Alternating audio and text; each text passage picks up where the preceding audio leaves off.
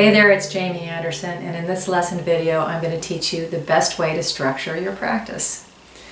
Do you feel like you're just sort of spinning your wheels with practice? You know, you practice often and you're really not progressing like you think you should. Well, it could be that you don't have your practice session structured in a good way, so I'm going to help you with that today.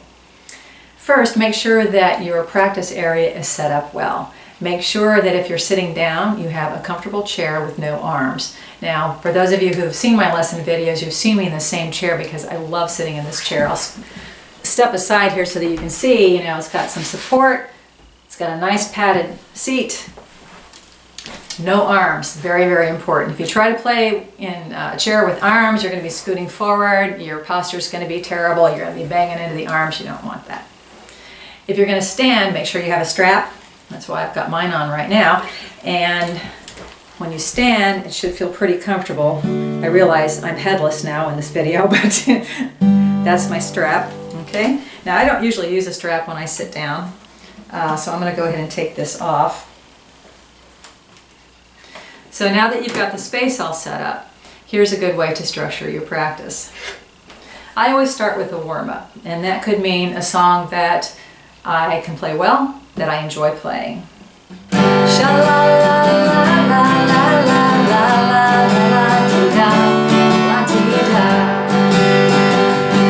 a little part of Brown Eyed Girl.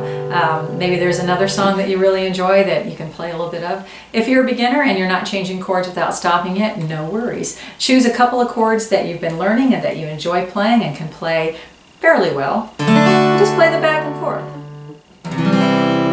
There's a D and a C, D and C. If you're feeling adventuresome, you could do G, C, D. Just something quick to warm up your fingers. Some people like to do exercises. The spider can be a great way to warm up. And what you do is you take your index finger right here on the top string, the first fret, and then you put your next finger on the next fret, and then your next finger on the next fret, and then your fourth finger goes on the fourth fret. Now for beginners, that may be too much of a stretch, so it's okay if you lift up each finger as you go. That's still a good warm-up. Next string. Next string. Whoops, I missed that one. Keep going down. Till you get to the bottom. If you want, you can do more of the neck. You could start at the 5th fret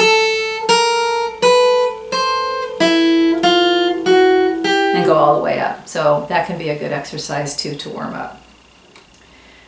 The next thing you want to do is play a song that you've been working on. So it doesn't have to be a song that you've completely mastered, but one that you're pretty close to finishing.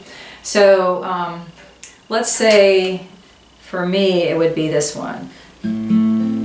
There is a house in New Orleans they call the Rising Sun.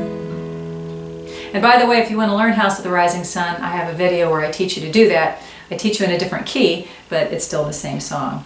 So let's say I'm learning it in that key, and I play through several verses. And I note what I call the sticky spots. So the spots where I'm having a little bit of difficulty, those are the spots I want to focus my practice on. So when you're learning a song, don't play the whole song through all the time. You'll just be wasting time. You already know the rest of the song. Practice the part of the song that is causing you a little trouble. So in this case, let's say it was the F chord. A lot of people have trouble with the F chord. I have a video that addresses just playing the F chord, and I'll put a link underneath this lesson so that you can check that out if you want. So what I would do, I would go to the F chord and play that through a few times. Just the F chord. Get a little more comfortable with it. I think, okay, that feels pretty good. Now I'm going to note where that F appears in the song. And in House of the Rising Sun, it comes between the D and between the A minor. So then I'm going to practice that sequence. D, F, and then A minor. And again, Whoops. Oh, I need more coffee. Okay, here we go. I'll do it again. D, F, A minor. So the purpose of this video is not to teach you how to play House of the Rising Sun, but to show you how I approach practicing and how my structure can also benefit you. So again, play the whole song or just a lot of the song. Note the sticky spots and practice only the sticky spots. And then afterwards you can finish by playing the whole song if you like. Next, you want to play a song that maybe you haven't played before, or one that you've only played through once and need to get to the next level. So let's say it's The Boxer. I am just a poor boy, though my story's seldom told. I have, and then there's more, of course. So what I would do is play through the song, note the sticky spots, and practice only the sticky spots, or because I've been practicing for a little while and had already done the earlier song, I might be done for now. Having said that, note that there is sometimes a pattern to practice. I know how it usually works for me is at the beginning when I am not quite warmed up, it feels kind of clunky, I make mistakes, but after I get warmed up and I get focused in the middle of my practice, generally I play better. And then towards the end, I start to get tired, and that's when the mistakes start to come again, and that's when I know I need to quit. That could be 15 minutes, could be an hour. It just depends on, my state of mind, if I've had enough sleep, if I've had enough coffee. All those things are important. So pay attention, and just know that sometimes there's going to be a bad day. Sometimes it's like you're just going to feel like you've got 5 thumbs, and that's the time just to set your guitar aside and just think to yourself, all right, I'll practice tomorrow, and that will be fine. Having said that, know that rest is really important. So if you've been playing for a long amount of time, 20 minutes, an hour, put your guitar aside, get up and walk around, answer your email, call a friend, and then come back and play some more that day, or call it quits for that day. Rest is very, very important. All right, so that's a good way to structure your practice time. Let me know if that works for you. And hit the subscribe button, it's really easy. And if you liked this video, please tell me that too.